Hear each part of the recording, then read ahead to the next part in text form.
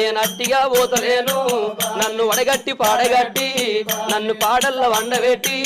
నన్ను నలుగురు ఎత్తుకొని నన్ను 10 మంది మొత్తుకుంటా నన్ను కోటింటి గొత్తతోటి నన్ను శాలింటి బట్టతోటి ఇయ్య మాదిగింటి దప్పుతోటి